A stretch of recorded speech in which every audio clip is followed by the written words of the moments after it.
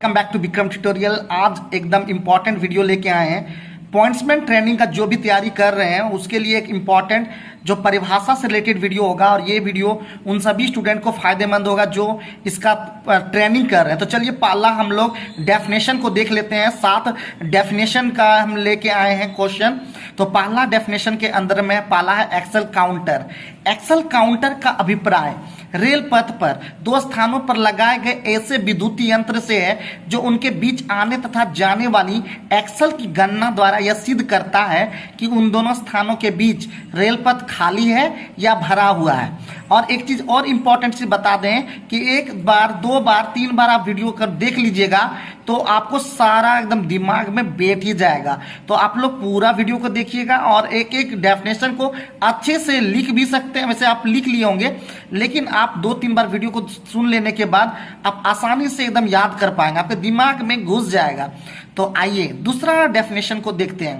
और पहला डेफिनेशन याद हो गया होगा, एक बार रिपीट कर दें क्या? हाँ चलिए रिपीट ही कर देते हैं। एक्सेल काउंटर का अभिप्राय रेल पथ पर 2 स्थानों पर लगाए गए ऐसे विद्युत यंत्र से है जो उनके बीच आने तथा जाने वाली एक्सेल की गणना द्वारा सिद्ध करता है कि उन दोनों स्थानों के बीच रेलपथ खाली है या भरा हुआ है। अब दूसरा डेफिनेशन के अंदर में एडिक्वेट डिस्टेंस यानी पर्याप्त दूरी के बारे में बात करेंगे। तो पर्याप्त दूरी का अभिप्राय उस दूरी से है जो संरक्षा यानी सेफ्टी सुनिश्चित करने के लिए पर्याप्त है। और इसका एग्जाम्पल है ब्लैक ओवरलैप और सिग्नल ओवरलैप। तीसरा नंबर डेफिनेशन पृथक्करण या आइसोलेशन। तो इसका अभिप्राय उस व्यवस्था से है जिसके अंतर्गत पॉइंट को सेट करके अन्य अनुमोदित साधनों द्वारा एक लाइन को दूसरे लाइन से इस तरह अलग किया जाता है कि उन दोनों लाइनों के बीच किसी अवरोध से खतरा न हो। आइए नेक्स्ट जो है डेफिनेशन इंटरलॉकिंग। इंटरलॉकिंग का मीनिंग होता अंतरपासन। इसका अभिप्राय पैनल या लीवर फ्रेम से चलने वाले सिग्नलों, कांटों एवं अन्य उपकरणों की ऐसी व्यवस्था से है जो यांत्रिक लॉकिंग या विद्युत लॉकिंग या दोनों के द्वारा परस्पर इस प्रकार संबंध रहते हैं कि उनका परिचालन एक समुचित क्रम में हो ताकि संरक्षा यानी सेफ्टी सुनिश्चित हो सके। आइए next definition number 5 falling mark. Falling mark का अभिप्राय उस चिन्ह से है जहां 2 लाइनों को एक दूसरे को पार करने या मिलने के कारण उनके बीच निर्धारित मानक आयाम का उल्लंघन होता है। 6 नंबर डेफिनेशन पॉइंट वे साधन होते हैं जिनका उपयोग निर्धारित रूट को आवश्यकता अनुसार सेट करके गाड़ी को स्टेशन में लेने, प्रस्थान करने या रनिंग थ्रू या एक लाइन से दूसरी लाइन पर भेजने के लिए किया जाता है। और आज का लास्ट डेफिनेशन 7वां नंबर संटिंग। संटिंग का अभिप्राय उस संचालन से है जो इंजन सहित या उसके बिना किसी वाहन या वाहनों का अथवा किसी इंजन का या किसी अन्य संनोदित वाहनों का गाड़ी के साथ जोड़ना या अलग करना या स्थान बदलना या किसी अन्य प्रयोजन के लिए किया जाए। तो आज का वीडियो कैसा लगा कमेंट करके बताइए। और कौन कौन सा डेफिनेशन कौन कौन सा लॉन्ग आंसर क्वेश्चन लेके आए आप नीचे में कमेंट करके जरूर बताइएगा। हम नेक्स्ट वीडियो में कोशिश करेंगे उसको लाने का। थैंक यू वेरी मच, बहुत बहुत धन्यवाद। Guys welcome back to Vikram tutorial. आज का टॉपिक लेकर आए important full form used in pointsman training. यानी पॉइंट्समैन ट्रेनिंग के दौरान जो भी फुल फॉर्म यूज हुआ है वो इंपॉर्टेंट लेके आए हैं 50 छांट करके। तो चलिए वीडियो को शुरू करते हैं। जो अभी तक मेरे चैनल को सब्सक्राइब नहीं किए हैं कर लें, क्योंकि इसमें हम लगातार इंपॉर्टेंट वीडियो लेकर आते हैं। तो आज का पहला देख रहे हैं फुल फॉर्म ACD का फुल फॉर्म होता है एंटी कोलिजन डिवाइस। दूसरा full form CCRS chief commissioner of railway safety. तीसरा CLW चितरंजन लोकोमोटिव वर्क्स। चौथा COM का होता है चीफ ऑपरेटिंग मैनेजर। 5वां CRS commissioner of railway safety. 6ठा CRT कंटेनर रेल टर्मिनल। 7वां CSO चीफ सेफ्टी ऑफिसर। 8वां DEMU diesel electrical multiple unit. DFCCIL dedicated freight corridor corporation of India limited. 10वां DLW diesel locomotive works Varanasi. DMRC Delhi metro railway corporation. RMS rake management system, IRCTC, Indian railway catering and tourism corporation limited, IVRS, interactive voice response system, ITES, integrated telephone inquiry system, MEMU, main line electrical multiple unit, MSD, Mahendra Singh Dhoni ने मत समझ आइएगा, minimum sighting distance, ODC, over dimensional consignment, SWR, station working rule, WILD, wheel impact load detector, SPART, self propelled accident relief trains, DPC, departmental promotional committee, Dar, discipline and appeal rules, और 25वां है CMS, crew management system. 26 नंबर बढ़ते हैं CRB, chairman of railway board, DSC, double stack container, DWSO, divisional work study officer, PAM, punctuality analysis module, रोशन, rolling stock health analyst, SDGM, senior deputy general manager, CCM, chief commercial manager, CPO, chief personnel officer, DRM, divisional railway manager, GR, general rules, SR, subsidiary rules, AOM, assistant operating manager, DOM, divisional operating manager, CSC, chief security commissioner, BPC, brake power certificate, TALQ, two aspect lower quadrant, SWRD, station working rule diagram, SSD, speed sensing device, COA, control office application, BPAC, block proving by axle counter, AWS, auxiliary warning system, CBC, central buffer coupler, CPME, chief motive power engineer, RLDA, railway land development authority, SPAD, signal passed at danger, comment for rest. और भी कोई बचा हुआ important तो आप comment करके बता सकते हैं, जिससे कि सारे स्टूडेंट को इससे फायदा हो सके। और एक बार, दो बार, 3 बार, जितना बार वीडियो देखें, जिससे कि आप लोग को सारा याद हो जाए। Thank you very much. Welcome back to Vikram tutorial. आज हम आप लोग को बताने वाले हैं स्टेशन संचालन नियम, यानी स्टेशन वर्किंग रूल के परिशिष्ट, यानी अपेंडिक्स। तो सारे परिशिष्ट को हम लोग याद करा देते हैं। तो परिशिष्ट 1 के अंदर में आता है संपारों की कार्य प्रणाली, संपार का मतलब गेट होता है। बी, परिशिष्ट बी में सिग्नल, इंटरलॉकिंग और दूरसंचार का प्रबंध। सी में रक्षा कवच, ACD, एंटी कॉलिजन डिवाइस। और याद रखने का बहुत सारा ट्रिक है, आप लोग अपना ट्रिक भी बना सकते हैं। डी मतलब कर्मचारियों की ड्यूटी, डी से ड्यूटी, कर्मचारियों की ड्यूटी, ड्यूटी ऑफ एम्प्लॉय। ई का मतलब होता है परिशिष्ट ई का मतलब स्टेशन के आवश्यक उपकरण, essential equipment of station. F का मतलब DK, हॉल्ट, IBH, IBS और आउटलॉइंग साइडिंग के कार्य नियम। जी का मतलब होगा विद्युतीकृत सेक्शनों पर गाड़ियों के संचालन का नियम। एक बार फिर से रिपीट कर दे रहे हैं आप लोग के लिए, ताकि आप लोग को तुरंत याद हो जाए। स्टेशन संचालन नियम SW, स्टेशन वर्किंग रूल के परिशिष्ट अपेंडिक्स। परिशिष्ट ए संपारों की कार्य प्रणाली, परिशिष्ट बी सिग्नल, इंटरलॉकिंग और दूरसंचार का प्रबंध, परिशिष्ट सी रक्षा कवच, एंटी कॉलिजन डिवाइस, परिशिष्ट डी कर्मचारियों की ड्यूटी, परिशिष्ट ई स्टेशन के आवश्यक उपकरण, परिशिष्ट F DK, halt, IBH, IBS और आउटलॉइंग साइडिंग का कार्य नियम। और जी का मतलब विद्युतीकृत सेक्शनों पर गाड़ियों के संचालन का नियम। यानी परिशिष्ट 7 है जो याद कर सकते हैं, 2 बार 3 बार वीडियो को देख सकते हैं। तो दोस्तों बहुत बहुत धन्यवाद। अगर अच्छा वीडियो लगे तो आप लोग कमेंट करके कुछ कुछ बता सकते हैं, सजेशन दे सकते हैं। Thank you very much. Welcome back to Vikram tutorial. परिचालन फॉर्म की सूची का आज वीडियो लेके आए हैं, तो चलिए हम शुरू करते हैं। पहला है सिग्नल एवं दूरसंचार डिसकनेक्शन एवं reconnection notice, SNT T351 T/351। इसका रंग काला और इसका कॉपी 3 फॉइल। दूसरा है खराब आगमन सिग्नलों को ऑन स्थिति में पार करने के लिए अग्रिम प्राधिकार, T/369 1। इसका जो कलर है नीला और इसका 2 फॉइल। तीसरा है ऑन या खराब स्थिति में सिग्नलों को पास करने के लिए प्राधिकार, T/369 3B। इसका कलर है नीला और इसका भी 2 फॉइल लगता है। चौथा नंबर है सतर्कता आदेश, T/409 काला नीला और ये 4 फॉइल। कुछ नहीं सतर्कता आदेश, T/A409 हरा एवं 3 प्रति। रिमाइंडर सतर्कता आदेश, T/P409 इसका रंग हरा और इसका 2 प्रति। तो ये देखिए 409 का 3 पॉइंट आपको याद रखना है। सतर्कता आदेश 409 कुछ नहीं, सतर्कता आदेश TA/409, रिमाइंडर सतर्कता आदेश यानी T/B 409। तो ये याद कर लीजिएगा। अब हम लोग बात करते हैं 500 वाला में। अवरुद्ध लाइन पर गाड़ी को लेने का प्राधिकार T/509, इसका रंग नीला और 2 फॉइल। सिग्नल रहित लाइन से गाड़ी के प्रस्थान के लिए प्राधिकार T/500 मतलब 511, नीला और ये इसका 2 फॉइल। नंबर है कॉमन स्टार्टर सिग्नल वाली लाइन से गाड़ी के प्रस्थान के लिए प्राधिकार T/512, नीला एवं 2 फॉइल। और उसके बाद है ये तो 500 वाला हम लोग एक बार फिर से देख लेते हैं, क्योंकि एक चीज़ आप लोग को अच्छे से याद करेंगे तो ही आपको एग्जाम में मतलब आसान हो पाएगा। तो अवरुद्ध लाइन पर गाड़ी को लेने का प्राधिकार T/509, सिग्नल रहित लाइन से गाड़ी के प्रस्थान के लिए प्राधिकार T/511, कॉमन स्टार्टर सिग्नल वाली लाइन से गाड़ी के प्रस्थान के लिए प्राधिकार T/512।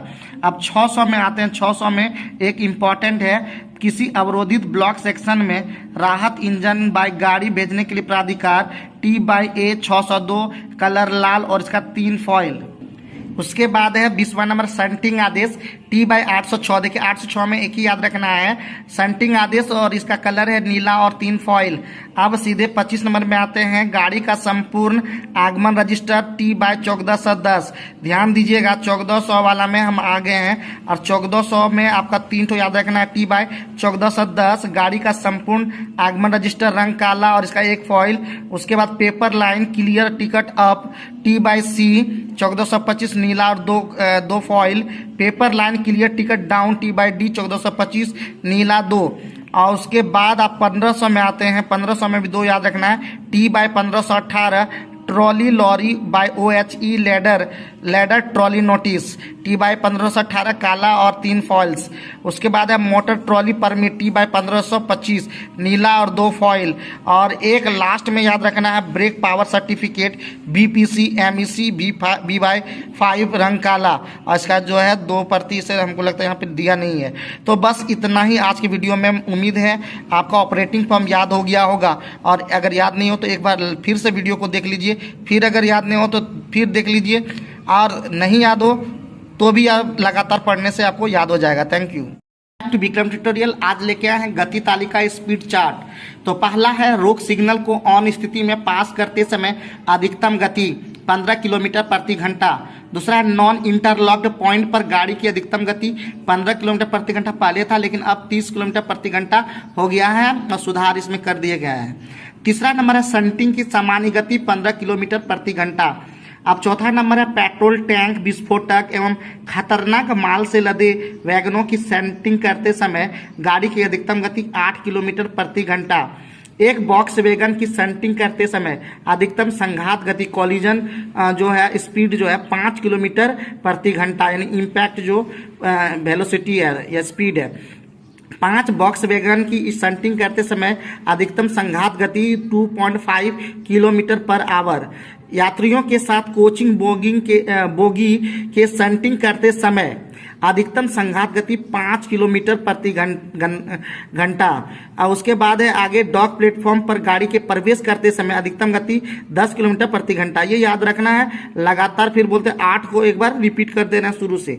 तो पहला है आपका नंबर 1, रोक सिग्नल को ऑन स्थिति में पास करते समय अधिकतम गति 15 किलोमीटर प्रति घंटा।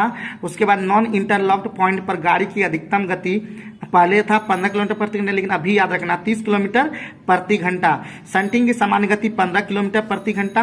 पेट्रोल टैंक विस्फोटक एवं खतरनाक माल से लदे वैगनों की शंटिंग करते समय गाड़ी की अधिकतम गति 8 किलोमीटर प्रति घंटा। एक बॉक्स वैगन की शंटिंग करते समय अधिकतम संघात गति 5 किलोमीटर प्रति घंटा। 5 बॉक्स वैगन की शंटिंग करते समय अधिकतम संघात गति 2.5 किलोमीटर प्रति घंटा। यात्रियों के साथ कोचिंग बोगी के शंटिंग करते समय अधिकतम संघात गति 5 किलोमीटर प्रति घंटा।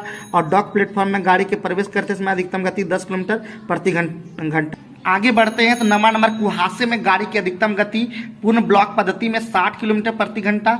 स्वचालित ब्लॉक पद्धति में सिग्नल हरा जब रहे तो अभी हो गया 75 किलोमीटर प्रति घंटा, पहले 60 बुक में दिया हुआ था। अब है सिग्नल 2 पीला तो 30 किलोमीटर प्रति घंटा, सिग्नल 1 पीला तो प्रतिबंधित गति। पूर्ण ब्लॉक बत्ती में 60 किलोमीटर प्रति घंटा, स्वचालित ब्लॉक पद्धति में सिग्नल हरा तो 75 किलोमीटर प्रति घंटा, सिग्नल 2 पीला तो 30 किलोमीटर प्रति घंटा, सिग्नल 1 पीला तो प्रतिबंधित। अब है 10वां नंबर ओडीसी की अधिकतम गति। A class booked speed, B class सीधी लाइन में 40 किलोमीटर प्रति घंटा एवं गोलाई में 16 किलोमीटर प्रति घंटा, सी क्लास सीधी लाइन में 25 किलोमीटर प्रति घंटा, गोलाई में 8 किलोमीटर प्रति घंटा तथा स्थायी संरचना को पास करते समय एकदम धीमी गति। तो ओडिसी का अधिकतम गति ए क्लास में बुक्ड स्पीड, बी क्लास सीधी लाइन में 40 किलोमीटर प्रति घंटा एवं गोलाई में 16 किलोमीटर प्रति घंटा, सी क्लास में सीधी लाइन में 25 किलोमीटर प्रति घंटा, गोलाई में 8 किलोमीटर प्रति घंटा एवं स्थायी संरचना को पास करते समय एकदम धीमी गति। 11वां नंबर राहत इंजन बाय गाड़ी ART बाय MRT की अवरोधित ब्लॉक सेक्शन में अधिकतम गति। दिन में जब दृश्यता साफ हो तो 15 किलोमीटर प्रति घंटा, रात में जब दृश्यता साफ न हो, रात में या जब दृश्यता साफ न हो 10 किलोमीटर प्रति घंटा, कुहासे में कदम कदम की चाल। 12वां नंबर स्टेशन यार्ड में मोटर ट्रॉली की अधिकतम गति 16 किलोमीटर प्रति घंटा। और 13वां नंबर है लॉस्ट व्हीकल पर चलती गाड़ी की अधिकतम गति ब्लॉक सेक्शन में बुक स्पीड, दिन में स्टेशन में पास करते समय 20 किलोमीटर प्रति घंटा, रात में स्टेशन में पार करते समय प्रत्येक स्टेशन पर रुक रुक कर। अब है 14वां नंबर पटाखों की जांच करते समय खाली वैगनों की अधिकतम गति 8 से 12 किलोमीटर प्रति घंटा, ये याद रखना है। पटाखा सिग्नल में इस बारे में हम लोग जब किए थे मतलब पढ़ाए थे सर, तो उस समय बोले थे 8 से 12 किलोमीटर प्रति घंटा। IBP खराब होने पर जब लाइन क्लियर प्राइवेट नंबर प्राप्त हो जाए तो बुक्ड स्पीड, जब दोनों IBP सिग्नल पोस्ट टेलीफोन खराब हो तो 15/8 किलोमीटर प्रति घंटा। अब 16वां नंबर है आपात स्थिति में चालक द्वारा गाड़ी चलाने की अधिकतम गति 40 किलोमीटर प्रति घंटा। ट्रेन इंजन को पिछले कैब से चलाने पर अधिकतम गति 40 किलोमीटर प्रति घंटा। 18वां नंबर है स्पीडोमीटर के खराब होने पर अधिकतम गति परमिसिबल स्पीड से 20% कम। इंजन का हेडलाइट खराब होने पर गति 40 किलोमीटर प्रति घंटा। और 20वां नंबर फ्लैट टायर वाहन की अधिकतम गति 30 किलोमीटर प्रति घंटा। एक बार, 2 बार, 3 बार, जितना बार हो आप लोग एक बार अच्छे से वीडियो को देखें, समझिए और रिपीट करके वीडियो देखें जिससे कि आपको याद हो जाए तुरंत। तो चलिए आज के वीडियो में इतना ही। Thank you very much. Jai Hind. Tutorial break binding, आज का टॉपिक है ब्रेक बाइंडिंग। गाड़ी की वह स्थिति जब ब्रेक ब्लॉक चक्के को पूरी तरह पकड़ लेता है जिसे चक्का चल नहीं पाता है, फलस्वरूप चक्का घिस जाता है और चक्के में फ्लैट टायर हो जाता है। गाड़ी की वह स्थिति जब ब्रेक ब्लॉक चक्के को पूरी तरह पकड़ लेता है जिससे चक्का चल नहीं पाता है, फलस्वरूप चक्का घिस जाता है और चक्के में फ्लैट टायर हो जाता है। ब्रेक बाइंडिंग 2 प्रकार के होते हैं, पूर्ण ब्रेक बाइंडिंग और दूसरा अपूर्ण ब्रेक बाइंडिंग। पूर्ण ब्रेक बाइंडिंग क्या होता है? तो पूर्ण ब्रेक बाइंडिंग में चक्का पूरी तरह से घसीट कर चलता है तो रात में चक्के के नीचे से लगातार चिंगारी देता है। अपूर्ण ब्रेक बाइंडिंग में क्या होता है? अपूर्ण ब्रेक बाइंडिंग में चक्का रुक रुक कर चलता है, फलस्वरूप रात में चक्के के चारों तरफ से चिंगारी दिखाई पड़ती है। अब है ब्रेक बाइंडिंग की पहचान। कैसे हम पहचान करेंगे कि ये ब्रेक बाइंडिंग है? तो चक्का घसीट कर चलता है, चक्का गर्म हो जाता है, चक्का से धुआं और चिंगारी निकलता है, चक्का से गंध निकलता है, चक्के से चरचराहट की आवाज़ निकलती है, ब्रेक सिलेंडर पिस्टन बाहर आ जाता है। तो ये 6 याद रखना है। अब है ब्रेक बाइंडिंग को ठीक करने के उपाय। तो ब्रेक बाइंडिंग को कैसे ठीक करेंगे? तो इंजन एवं लोड का एयर प्रेशर के अंतर को ठीक कर, यानी सामान्य स्थिति में इंजन में प्रेशर जो होता है वो 5 kg/cm² होता है। दूसरा है लोड के बीच में किसी वैगन का एंगल कॉक बंद है तो उसे खोल देना चाहिए। अगर लोड का, तीसरा नंबर है लोड का अंतिम वैगन का एंगल कॉक खुला है तो उसे बंद कर देना चाहिए। और चौथा नंबर, किसी वैगन का हैंड ब्रेक कसा हुआ तो उसे खोल देना चाहिए। किसी वैगन का एल बाय यानी लोड बाय एम्प्टी हैंडल को लोड की स्थिति के अनुसार कर देना चाहिए। उसके बाद है 6ठा नंबर, आइसोलेटिंग कोक को ऊपर नीचे से ब्रेक को रिलीज किया जाना चाहिए। तो ये 6 पॉइंट याद रखेंगे, आसान है। तो आज के वीडियो में इतना ही, फिर मिलते हैं नेक्स्ट वीडियो में। Thank you guys, welcome back to Vikram tutorial. Hot axle, आज का टॉपिक है hot axle seizure of roller bearing. तो हॉट एक्सल की पहचान क्या है? Symptoms of hot axles. तो सबसे पहला है एक्सल बॉक्स का गर्म होना, सीटी की आवाज सुनाई देना, तीसरा है आग की लपट का दिखना, चौथा है काला धुआं का दिखना, और पांचवा है तेल तथा जूट के जलने का दुर्गंध आना। और सर हम लोग को ट्रिक से बताएं S3F2। S3 मतलब S से स्मेल, फिर दूसरा S से क्या होगा, फिर तीसरा S से क्या होगा, फिर F से जैसे फायर और फीलिंग। उसके बाद आप लोग ये ट्रिक से भी याद कर सकते हैं और बिना ट्रिक का भी याद रख सकते हैं। एकदम आराम से 2-3 बार पढ़िएगा ना, याद हो जाएगा। एक्सेल बॉक्स का गर्म होना, सीटी की आवाज़ सुनाई देना, आग की लपट का दिखना, काला धुआं का दिखना और तेल तथा जूट के जलने का दुर्गंध आना, ये सिम्टम्स है हॉट एक्सेल का। अब है रोलर बियरिंग के जाम होने की पहचान। तो जाम होने की क्या पहचान रोलर बियरिंग का? तो पहला है पहिए का घिसटना, पहिए पर ग्रीस का छिटकना, ग्रीस के जलने का गंध मिलना, एक्सेल बॉक्स का बदरंग हो जाना, रात में एक्सेल बॉक्स का लाल दिखाई पड़ना, धातु की रगड़ की आवाज़ सुनाई पड़ना, स्प्रिंग का मुड़ जाना और एक्सेल बॉक्स से सफ़ेद धुआं का निकलना। सर इसका ट्रिक दिए हैं SM, DRM और STE, तो ये ट्रिक से भी याद रख सकते हैं। तो S से जैसे स्कीडिंग बताए थे, फिर S का दूसरा S जो होगा वो उसका सारा लगभग बताए थे अच्छे से। तो एक बार बढ़िया से फिर एक बार रोलर बियरिंग के जाम होने की पहचान, पहिए का घिसटना, पहिए पर ग्रीस का छिटकना, ग्रीस के जलने का गंध मिलना, एक्सेल बॉक्स का बदरंग हो जाना, रात में एक्सेल बॉक्स का लाल दिखाई पड़ना, धातु की रगड़ की आवाज़ सुनाई पड़ना, स्प्रिंग का मुड़ जाना और एक्सेल बॉक्स से सफ़ेद धुआं का निकलना। Thank you. Welcome back to Vikram tutorial. आज का टॉपिक है हुटर कोड। दुर्घटना के समय ART बाय MRT की आवश्यकता हो तो कंट्रोल उस स्टेशन के स्टेशन मास्टर को हुटर बजाने का आदेश निर्गत करते हैं। हुटर बजने पर संबंधित विभाग के कर्मचारी हुटर की आवाज़ सुनकर घटनास्थल पर जाने के लिए पूरी तरह से तैयार हो जाते हैं। तो देखिए ये जो आपका डैश दिख रहा है ये लंबा और जीरो जैसा दिख रहा O ये छोटा है। तो यहाँ पे केवल ART अगर आपको करना है तो आपको एक लंबा 2 छोटा आपको साइन होगा, मतलब हुटर बजेगा। फिर आपका 2 अगर दो लंबा होगा तो केवल क्रेन होगा। उसके बाद 3 लंबा होगा तो केवल MRT बाय ARM भी। और अगर 2 लंबा 2 छोटा होगा तो आपका ART के साथ MRT। अगर आपका 3 लंबा और 2 छोटा होगा तो ART के साथ क्रेन, और 3 लंबा 3 छोटा होगा तो ART के साथ MRT और क्रेन। अब है केवल टावर वैगन तो 4 छोटा आपको हुटर बजाना होगा। तो ये इम्पॉर्टेंट है आपके एग्ज़ाम के लिए, मतलब जब तैयारी कर रहे हैं सारा चीज़ का, तो ये चीज़ का भी तैयारी आप कर सकते हैं। ART एवं MRT को प्रस्थान कराने का निर्धारित समय जो है, ART दिन में 30 मिनट, ART रात में 45 मिनट, MRT एक निकास होने पर 25 मिनट और MRT 2 निकास होने पर 15 मिनट। तो ये इम्पॉर्टेंट है। उम्मीद है आज का वीडियो ये पसंद आया होगा और इसी तरह के ज़बरदस्त वीडियो देखने के लिए जानते ही हैं विक्रम ट्यूटोरियल चैनल सब्सक्राइब कर लें। Back to Vikram tutorial. आज एकदम इम्पॉर्टेंट टॉपिक की बात कर रहे हैं जो हर पॉइंट्समैन के लिए बहुत जरूरी है। यानी आज का टॉपिक है पॉइंट्समैन के कार्य। यानी पॉइंट्समैन के कार्य हम लोग डिटेल में बात करेंगे, एक एक ड्यूटी बात करेंगे। तो पॉइंट्समैन का कार्य जो है निम्नलिखित तरह से होता है। पहला, वह रेल द्वारा निर्धारित वर्दी, बैच एवं परिचय पत्र पहनकर समय पर आएगा तथा ड्यूटी के दौरान सतर्क करेगा। पहला ड्यूटी हमारा जो है पॉइंट्समैन का ये होता है। दूसरा है स्टेशन के सभी रिकॉर्डों को साफ सुथरा रखने में वह कार्यरत स्टेशन मास्टर की मदद करेगा।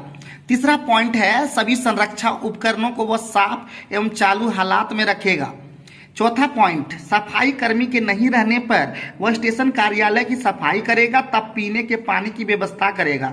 5वां नंबर, स्टेशन के अग्निशामक उपकरणों को साफ सुथरा रखेगा एवं आग लगने पर उन उपकरणों की मदद से आग बुझाने में स्टेशन मास्टर की सहायता करेगा।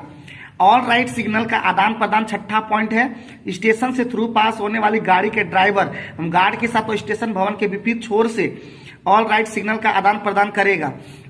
परिचालनिक परपत्र सौंपना, जब कोई सिग्नल फेल होता है या कोई असामान्य बात होती है तो परिचालनिक प्रपत्र जैसे T369 3B, TF 602, T409 इत्यादि पोर्टर द्वारा संबंधित कर्मचारी को सौंपा जाएगा। यानी प्रपत्रों का विस्तृत विवरण अध्याय 4 में है और पोर्टर ही यहाँ पे पॉइंट्समैन की तरह काम कर रहा है। एक हरी लाइन टोकन ब्लॉक उपकरण खंड में पोर्टर ड्राइवर को निर्धारित स्थान से टोकन सौंपेगा। संटिंग कार्य करेगा। रोड साइड स्टेशन पर पोर्टर कार्यरत स्टेशन मास्टर के कार्यरत स्टेशन निर्देशानुसार गाड़ियों का शंटिंग कराएगा। 10वां नंबर लोड स्टेबल करना। 11वां नंबर फोक सिग्नल मैन की ड्यूटी करना। और इसके अलावा जो है पोर्टर अपनी ड्यूटी के दौरान स्टेशन मास्टर के द्वारा सौंपे गए सभी विधि सम्मत आदेशों का पालन करेगा। तो ये था पॉइंट्समैन का कार्य। तो उम्मीद है ये वीडियो भी आप लोगों को पसंद आया होगा। तो इसी तरह के जबरदस्त वीडियो देखने के लिए विक्रम ट्यूटोरियल, जहाँ पे हम लगातार खतरनाक से खतरनाक वीडियो ला रहे हैं। तो जय हिंद, जय भारत, और एक बार ठाने कुछ करने का, नहीं रुक जाने का। धन्यवाद। Back to Vikram tutorial. आज का टॉपिक लेके आए ऑल राइट सिग्नल। आप सुने होंगे, जो भी पॉइंट्समैन होंगे वो जरूर इस टॉपिक के बारे में जरूर सुने होंगे, ऑल राइट सिग्नल।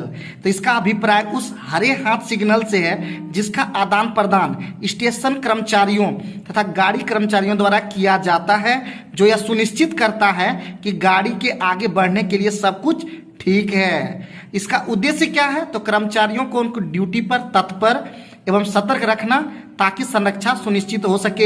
एक बार डेफिनेशन फिर से हो जाए। इसका अभिप्राय उस हरे हाथ सिग्नल से है जिसका आदान प्रदान स्टेशन कर्मचारियों तथा गाड़ी कर्मचारियों द्वारा किया जाता है, जो यह सुनिश्चित करता है कि गाड़ी के आगे बढ़ने के लिए सब कुछ ठीक है। इस स्टेशन कर्मचारियों द्वारा गाड़ी को ऑल राइट के माध्यम से दिया जाने वाला संदेश। तो आइए संदेश को पढ़ते हैं। आपकी गाड़ी में किसी प्रकार की कोई गड़बड़ी की सूचना नहीं है। जिस सेक्शन में आप आगे बढ़ रहे हैं उसमें कोई अवरोध नहीं है। आपकी गाड़ी स्टेशन से थ्रू पास करेगी। और चौथा है, प्रस्थान प्राधिकार निश्चित स्थान पर तैयार है। ये उतना ज़्यादा इंपॉर्टेंट नहीं है। अब है आगे बढ़ते हैं, और ये भी उतना इंपॉर्टेंट फिर भी पढ़ देते हैं। गाड़ी कर्मचारियों द्वारा स्टेशन कर्मचारियों को ऑल राइट के माध्यम से दिया जाने वाला संदेश। गाड़ी संरक्षित एवं सुरक्षित चल रही है। डबल लाइन कनेक्शन में बगल वाली लाइन पर कोई अवरोध नहीं है। अब है निम्नलिखित कर्मचारियों द्वारा ऑल राइट सिग्नल का आदान प्रदान किसको नहीं दिया किया जाता है? तो राजधानी या शताब्दी एक्सप्रेस गाड़ियों के गार्डों द्वारा, किंतु उन्हें स्टेशन कर्मचारियों द्वारा दिखाए जाने वाले सिग्नल को देखना आवश्यक होता है। बड़े यार्डों में जहां यार्ड पायलट शंटिंग कार्य करते हैं वहां केबिन कर्मचारियों द्वारा, किंतु पास होती गाड़ी में यदि कोई दोष है तो केबिन कर्मचारियों द्वारा खतरे का हाथ सिग्नल दिखाया जाता है। गाड़ी कर्मचारियों द्वारा ऑल राइट नहीं मिलने पर स्टेशन मास्टर या केबिन मास्टर की क्या ड्यूटी है? तो पहला है, कंट्रोल को सूचना दी जाएगी। अगले स्टेशन को ये 6 आप क्या बोलते हैं, छोटी और एक लंबी और एक छोटी बीट देकर प्राइवेट नंबर आदान प्रदान किया जाएगा। अगले स्टेशन पर गाड़ी को रोक ली जाएगी। चालक बाइक गार्ड को इस संबंध में वार्निंग मेमो जारी किया जाएगा। स्टेशन डायरी में सारा विवरण लिख दिया जाएगा। और आज का एकदम इम्पोर्टेंट बात, ऑल राइट सिग्नल देते समय थ्रू ट्रेन के दौरान क्या क्या देखना है? तो पहला, ड्राइवर सजग है या नहीं, अर्थात इसमें झंडी एवं बत्ती दिखलाया या नहीं। गाड़ी के किसी पहिए का धुरा गर्म है, रोलर बियरिंग जाम है, चक्का ठीक से घूर रहा है या नहीं, कोई असामान्य आवाज तो नहीं सुनाई पड़ रहा है, ये सब देखना है। गाड़ी का कोई पार्ट टूटकर लटक तो नहीं रहा है, तथा वह परिचालन के लिए असुरक्षित तो नहीं है। गाड़ी से कोई सामान गिर तो नहीं रहा है। डब्बा या वैगन का कोई पार्ट इस प्रकार फैल गया हो जो प्लेटफॉर्म या OHE मास्ट से टकरा सकता है। किसी वैगन का कोई दरवाजा खुला तो नहीं है। गाड़ी के गार्ड ने झंडी या बत्ती दिखाया या नहीं। गाड़ी के अंतिम डब्बे वैगन ब्रेकवान में टेल लैंप या टेल बोर्ड लगा है या नहीं। उपरोक्त के अलावा कोई अन्य बात देखना जो सुरक्षित परिचालन के लिए खतरा है, तो ये देखना है। ऑल राइट के दौरान खतरा दिखने पर क्या करें? तो सबसे पहले यदि पूरी गाड़ी पास नहीं हुई है तो लाल झंडी या बत्ती दिखलाएं तो स्टेशन मास्टर को तुरंत सूचित करें। यदि गार्ड नहीं देख पाया या गार्ड ने ऑल राइट सिग्नल नहीं मिलाया तो तुरंत स्टेशन मास्टर को सूचित करें। गाड़ी विभाजन की सूचना मिलने पर या स्टेशन के पास होते समय गाड़ी विभाजित होने पर लाल झंडी या बत्ती नहीं दिखाएं, किंतु विभाजन के लिए निर्धारित संकेत अर्थात दिन में हरी झंडी, रात में सफेद बत्ती जहां तक संभव हो ऊपर से नीचे हिलाते हुए दिखाएं। तो आज की वीडियो में इतना ही। फिर मिलते हैं इसी तरह के जबरदस्त वीडियो देखने के लिए विक्रम ट्यूटोरियल चैनल सब्सक्राइब कर लें और बेल बटन जरूर दबाएं, क्योंकि जो भी वीडियो हम बनाएंगे आपको नोटिफिकेशन तुरंत मिलेगा। जय हिंद, जय Bharat. Thank you very much. Welcome back to Vikram tutorial. एक बार फिर से सभी का स्वागत है। आज का टॉपिक लेके आए हैं लोड स्टेबल करने की विधि। और पॉइंट्समैन का ड्यूटी बहुत इंपॉर्टेंट, ये लोड स्टेबल करने आना ही चाहिए, इसलिए ये बहुत इंपॉर्टेंट टॉपिक हो जाता है। तो चलिए हम लोग वीडियो में सारी चीज को समझते हैं। तो पहला पॉइंट है, रेक से इंजन को काटने से पूर्व 4 लकड़ी का गुटका या स्कीड, जिसमें 2 सबसे पीछे 2 आगे इस प्रकार लगाएंगे कि रेक को लुढ़कने से बचाया जा सके। अर्थात दो गुटका या स्किड रे के दोनों ओर पिछले पहिए के पीछे, इसी प्रकार दो गुटका या स्किड रे के दोनों ओर सबसे अगले अंतिम पहिए के पीछे लगाएंगे। दूसरा नंबर, पूरे रेक में निर्धारित विधि से दो संरक्षा जंजीर एवं ताले के साथ जाएंगे, जिसमें एक जंजीर आगे तथा एक जंजीर पीछे ताले के साथ लगाएंगे। अब तीसरा हमें क्या करेंगे, जंजीर को एक्सल से लगाकर रेल के भीतर से पास करेंगे तथा एक गांठ देकर ताला लगाएंगे। और चौथा में हम क्या करेंगे, कम से कम पीछे से 6 वैगनों तो आगे से 6 वैगनों के हैंड ब्रेक को कस देंगे और कसे हैंड ब्रेक के वैगनों में चौक से क्रॉस का निशान लगा देंगे। अगर स्टेबल करने वाला गाड़ी खाली हो तो लोड बाय एम्प्टी हैंडल को लोड की तरफ घुमा देंगे। अगर लोड में गार्ड का ब्रेक ऑन है तो उसका भी हैंड ब्रेक कस देंगे। और सारी प्रक्रिया, उपयुक्त सारी प्रक्रिया करने के बाद सारे विवरण को स्टेशन मास्टर को सूचित करेंगे। यही है हमारा लोड स्टेबल करने की विधि।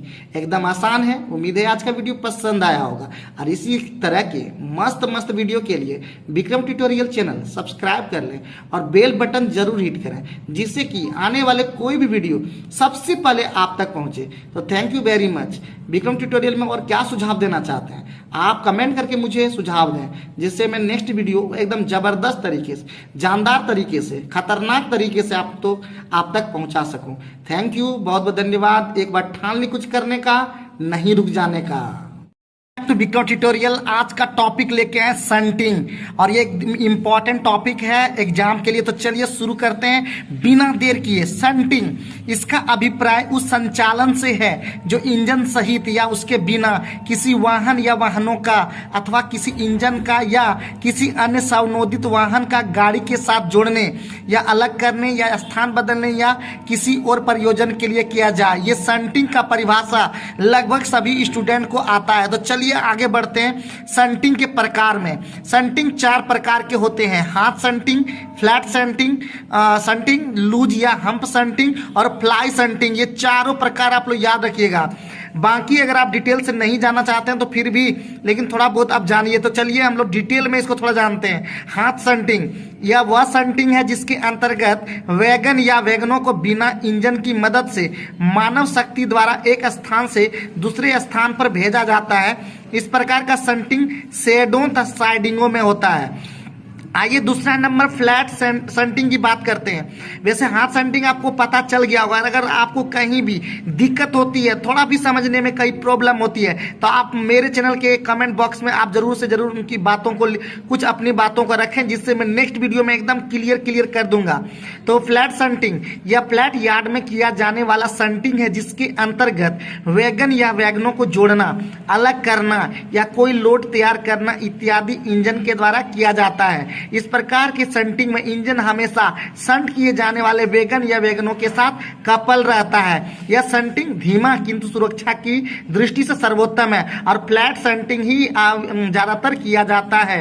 अब है तीसरा लूज या हम्प संटिंग। यह वह संटिंग है जिसके अंतर्गत बिना कपल किया हुआ इंजन लोड को पीछे से धक्का देता है, जिसके कारण उत्पन्न संवेग द्वारा लोड नामित लाइन में चला जाता है। यदि इस प्रकार का संटिंग हम्प यार्ड में किया जाए तो इसे हम्प संटिंग कहा जाएगा। इस संटिंग में समय कम लगता है लेकिन खतरनाक बहुत ज्यादा है। आइए नेक्स्ट चौथा नंबर फ्लाई संटिंग। यह वह संटिंग है जिसके अंतर्गत 2 या 2 से अधिक अनकपल्ड वैगन को इंजन द्वारा धक्का दिए जाने से उत्पन्न संवेग द्वारा पॉइंट की ओर जाते हुए इन वैगनों को रनिंग की अवस्था में ही पॉइंट बदलकर 2 अलग अलग नामित लाइनों में भेज दिया जाता है। यह संटिंग सुरक्षा संरक्षा के दृष्टिकोण से बेहद खतरनाक है, अतः इसे करना वर्जित है, यानी फ्लाई संटिंग नहीं करते हम लोग। अब संटिंग में कुछ सावधानियां भी रखना चाहिए। संटिंग का स्टेशन कार्य नियम SWR के अनुसार ही किया जाना चाहिए। आउटर होम एवं अंतिम रोक सिग्नलों को संटिंग कार्य के लिए ऑफ नहीं किया जा सकता है। संटिंग कार्य के लिए shunt signal, calling on signal, starter signal तथा हाथ सिग्नलों का प्रयोग ही किया जा सकता है। संटिंग प्रारंभ करने से पहले T/806 जो संटिंग ऑर्डर होता है, मैं संटिंग का पूर्ण विवरण लिखकर चालक बाय गार्ड को जारी करना चाहिए तथा रिकॉर्ड कॉपी पर इनका हस्ताक्षर ले लेना चाहिए। फॉर्म T/806 जारी करने की जिम्मेवारी कार्य पर तैनात स्टेशन मास्टर की होती है। शंटिंग के क्रम में गाड़ी वाहन बाय वाहन जिन जिन पॉइंटों के ऊपर से गुजरेगी उन्हें ठीक ठीक सेट कर देना चाहिए तब फेसिंग पॉइंट को लॉक कर देना चाहिए। यदि कोई संपर्क फाटक शंटिंग क्षेत्र की सीमा में हो तो उसे बंद करवा देना चाहिए। जब तक इंजन बाय वाहन पूर्ण रूप से पॉइंटों के आगे नहीं निकल जाते पॉइंटों को बदला नहीं जाना चाहिए। शंटिंग कार्य के लिए रात में सफेद बत्ती का प्रयोग नहीं करना चाहिए। शंटिंग का पर्यवेक्षण station master, guard, yard master, सहायक yard foreman, shunting master, shunting जमादार, शंटमैन, पॉइंट्समैन कर सकते हैं, लेकिन यात्री गाड़ियों की शंटिंग जमादार के कम से कम पद पर कार्यरत कर्मचारी के पर्यवेक्षण में नहीं होगा। अब थोड़ा सा देखिए ये लंबा वाला आप लोग ऐसे इतना याद नहीं करने की जरूरत है, आगे 11वां नंबर पॉइंट पढ़ देते हैं। शंटिंग की सामान्य गति 15 किलोमीटर प्रति घंटा से अधिक नहीं होनी चाहिए, इंपॉर्टेंट है। खतरनाक माल से लदे वैगनों की शंटिंग की सामान्य गति 8 किलोमीटर प्रति घंटा से अधिक नहीं होना चाहिए। अकेले बॉक्स वैगन की शंटिंग करते समय संघात गति अधिकतम 5 किलोमीटर प्रति घंटा होगी।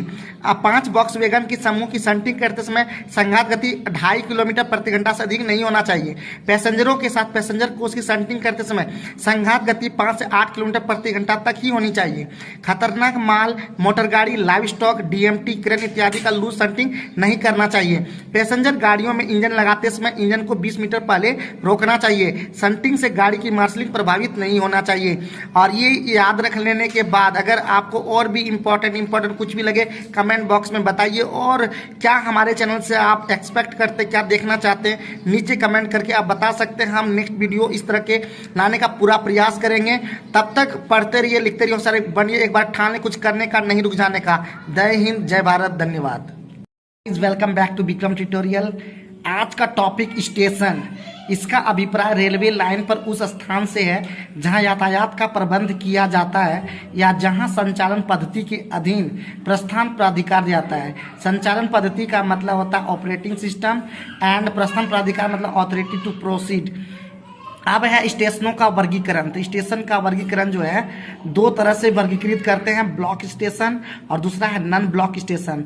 ब्लॉक स्टेशन 4 प्रकार के होते हैं, A class station, B class station, C class station और चौथा है स्पेशल क्लास स्टेशन। और नॉन ब्लॉक स्टेशन के अंदर में 2 टाइप का होता है, एक D क्लास स्टेशन और दूसरा DK क्लास स्टेशन। अब है ब्लॉक स्टेशन क्या है? तो ब्लॉक स्टेशन वे स्टेशन है जहां ड्राइवर को अपनी गाड़ी के साथ ब्लॉक सेक्शन में प्रवेश करने के लिए संचालन पद्धति के अनुसार प्रस्थान प्राधिकार लेना आवश्यक है। जबकि नॉन ब्लॉक स्टेशन वे स्टेशन जो 2 ब्लॉक स्टेशन के मध्य स्थित होते हैं, जो किसी ब्लॉक सेक्शन की सीमा नहीं बनाते तथा यहां से चालक को प्रस्थान प्राधिकार भी नहीं दिए जाते हैं। आइए बात करते हैं A क्लास स्टेशन का। A क्लास स्टेशन वह है जहां गाड़ी के लिए लाइन क्लियर तब तक नहीं दिया जा सकता है जब तक वह लाइन जिस पर गाड़ी को लेना है होम सिग्नल से 400 मीटर आगे तक या स्टार्टर सिग्नल तक साफ न हो। अब है दूसरा number B class station. B class station वह है जहां स्टेशन सेक्शन अवरुद्ध होने रहने के बावजूद भी किसी गाड़ी का लाइन क्लियर प्रथम रोक सिग्नल तक दिया जा सकता है। अब है तीसरा सी क्लास स्टेशन। सी क्लास स्टेशन वह है जहां किसी गाड़ी का लाइन क्लियर तब तक नहीं दिया जा सकता है जब तक कि ठीक पहले आने वाली पूरी गाड़ी होम सिग्नल से 400 मीटर पार कर चुकी है और वह चलती जा रही हो। अब है चौथा नंबर डी क्लास स्टेशन। ये फ्लैग स्टेशन होते हैं जहां यात्री गाड़ियों को समय सारणी के अनुसार रुकती है, गार्ड के हाथ सिग्नल दिखाए जाने पर प्रस्थान करती है। पांचवा है डीके स्टेशन। यह स्टेशन मेन लाइन से जुड़ा साइडिंग होता है जिसका नियंत्रण निकटवर्ती ब्लॉक स्टेशन से होता है। और लास्ट है छठा नंबर स्पेशल क्लास स्टेशन। यह ऐसा स्टेशन है जो न ही A क्लास, न ही B क्लास, न ही C क्लास और न ही D क्लास स्टेशन के नियमों के अंतर्गत कार्य करता है। स्पेशल क्लास स्टेशन की श्रेणी में आता है। यह एक ब्लॉक स्टेशन होता है। तो आज के वीडियो में इतना ही। नेक्स्ट वीडियो में फिर बात करेंगे अलग और भी टॉपिक का। देखते रहिए, सीखते रहिए, पढ़ते रहिए, एक बार ठान लिए कुछ करने का, नहीं रुक जाने का। जो अभी तक विक्रम ट्यूटोरियल चैनल सब्सक्राइब नहीं किए हैं कर लीजिए, क्योंकि आपकी ज़रूरत और लगातार वीडियो की मुझे भी ज़रूरत है। Thank you very much. तो विक्रम ट्यूटोरियल आज का टॉपिक सिग्नल गाड़ियों के संचालन एंड ऑपरेटिंग को नियंत्रित करने वाले साधन या उपकरण सिग्नल कहलाते हैं। गाड़ियों के संचालन ऑपरेटिंग यानी ऑपरेटिंग को नियंत्रित करने वाले साधन या उपकरण सिग्नल कहलाते हैं। सिग्नल 4 प्रकार के होते हैं, अस्थाई सिग्नल यानी फिक्स्ड सिग्नल, हाथ सिग्नल, हैंड सिग्नल, पटाखा सिग्नल, डिटोनेटर सिग्नल, मेहताबी सिग्नल यानी फ्लेयर, बायफ्यूजी सिग्नल। ये 4 प्रकार के सिग्नल होते हैं, दिमाग में एकदम रखना है। अब 1 नंबर का उसका डिटेल से थोड़ा सा जाते हैं। अस्थाई सिग्नल, इसका अभिप्राय किसी निर्धारित स्थान पर अस्थायी रूप से लगे सिग्नल से है जो अपने संकेत के द्वारा गाड़ियों के संचालन को नियंत्रित करते हैं। कार्य एवं स्थिति के अनुसार आधार पर अस्थायी सिग्नल जो है 4 भाग में बांटते हैं, रोक सिग्नल, अनुज्ञात्मक सिग्नल, सहायक सिग्नल एवं नकली सिग्नल। रोक सिग्नल को स्टॉप सिग्नल, अनुज्ञात्मक सिग्नल को परमिसिव सिग्नल, सहायक सिग्नल को सब्सिडियरी सिग्नल और नकली सिग्नल को डुप्लीकेट सिग्नल अंग्रेजी में कहा जाता है। रोक सिग्नल वह सिग्नल है जो चालक को सबसे अधिक प्रतिबंधित संकेत देता है, एकदम रुक जाओ, तो ये रोक सिग्नल है। 2 संकेती व्यवस्था में भुजा 45 डिग्री से 60 डिग्री नीचे की ओर झुककर ऑफ होने का संकेत, और बहुसंकेती व्यवस्था में भुजा 45 डिग्री एवं 90 डिग्री ऊपर उठकर ऑफ होने का संकेत देती है। भुजा का मतलब शायद लीवर होता है। अब है आगे में रोक सिग्नल कितने प्रकार के होते हैं, तो रोक सिग्नल 3 प्रकार के होते हैं, आगमन रोक सिग्नल, प्रस्थान रोक सिग्नल एवं अन्य रोक सिग्नल। तो आप लोग के दिमाग में रहा होगा कि सबसे पहले सिग्नल के प्रकार कौन कौन है, फिर उसमें से फिर रोक सिग्नल का भी 3 प्रकार है, आगमन रोक सिग्नल, प्रस्थान रोक सिग्नल, अन्य रोक सिग्नल। उसके बाद है आगमन रोक सिग्नल भी 3 प्रकार के होते हैं, outer signal, home signal, routing signal. प्रस्थान रोक सिग्नल भी 3 प्रकार के होते हैं, starter signal, advance starter, intermediate starter. अन्य रोक सिग्नल 4 प्रकार के होते हैं, मध्यवर्ती ब्लॉक पोस्ट रोक सिग्नल जिसमें आपका रहेगा IB लिखा हुआ, गेट रोक सिग्नल जिसमें G लिखा हुआ होगा, ऑटोमेटिक रोक सिग्नल A लिखा होगा। तो ये 4 प्रकार, एक है सेमी ऑटोमेटिक रोक सिग्नल। तो अन्य रोक सिग्नल 4 प्रकार के हैं। तो याद रखिएगा, सबसे पहले आपको याद रखना सिग्नल के आपको 4 प्रकार या दिमाग में रखना है, अस्थाई सिग्नल, हैंड, जो सिग्नल है सबको एकदम याद रखना है। फिर से वहाँ पे हम आप लोग को रिपीट कर देते हैं, ठीक है। सबसे पहले आपको सिग्नल का प्रकार, अस्थाई सिग्नल, हाथ सिग्नल, पटाखा सिग्नल, मेहताबी सिग्नल, ये आपको चारों दिमाग में पहले आपको दिमाग में फिट कर लेना है। और इसमें आपको देखिए हाथ सिग्नल का कोई प्रकार नहीं दिमाग में रखना है, पटाखा सिग्नल का भी कोई प्रकार दिमाग में नहीं रखना है, मेहताबी सिग्नल का भी कोई प्रकार, लेकिन आपको याद रखना है अस्थाई सिग्नल। अस्थाई सिग्नल आपको सबसे पहले याद रखना, देखिए यहाँ पे अस्थाई सिग्नल 4 प्रकार के होते हैं। सबसे पहले ये चारों याद दिमाग में रखना होगा, रोक सिग्नल, अनुज्ञात्मक सिग्नल, सहायक सिग्नल, अब नकली सिग्नल। उसके बाद आपको रोक सिग्नल का 3 प्रकार आपको पहले याद रखना है, आगमन रोक सिग्नल, प्रस्थान रोक सिग्नल, अन्य रोक सिग्नल, आपको ये याद रखना होगा। फिर आगमन रोक सिग्नल जो है 3 प्रकार का होता है, आउटर सिग्नल, होम सिग्नल और रूटिंग सिग्नल। अब है प्रस्थान रोक सिग्नल भी आपको याद रखना 3 प्रकार, स्टार्टर सिग्नल, एडवांस स्टार्टर और इंटरमीडिएट स्टार्टर। तो ये याद रखना है। फिर उसके बाद आपको आगे बढ़ते हैं और बताते हैं। उसके बाद अन्य रोक सिग्नल भी 4 प्रकार के, मध्यवर्ती ब्लॉक पोस्ट रोक सिग्नल, गेट रोक सिग्नल, ऑटोमेटिक रोक सिग्नल और सेमी ऑटोमेटिक रोक सिग्नल। तो सबसे पहले अस्थायी रोक सिग्नल का ही अलग अलग प्रकार है। रोक सिग्नल में देखिए कितना तरह का अलग अलग है। अब है अनुज्ञात्मक अस्थायी सिग्नल। अनुज्ञात्मक सिग्नल वे सिग्नल हैं जिसके अकेले खंबे पर होने पर ऑन स्थिति में भी ड्राइवर पास कर जाता है, ऑन ऑफ से इसमें कोई मतलब नहीं है। और इसका 2 प्रकार है, वार्नर सिग्नल 2 संकेतीय व्यवस्था में और डिस्टेंट सिग्नल बहुसंकेतीय व्यवस्था में। याद रखना है कि वार्नर सिग्नल और डिस्टेंट सिग्नल जो है अनुज्ञात्मक अस्थायी सिग्नल का प्रकार है।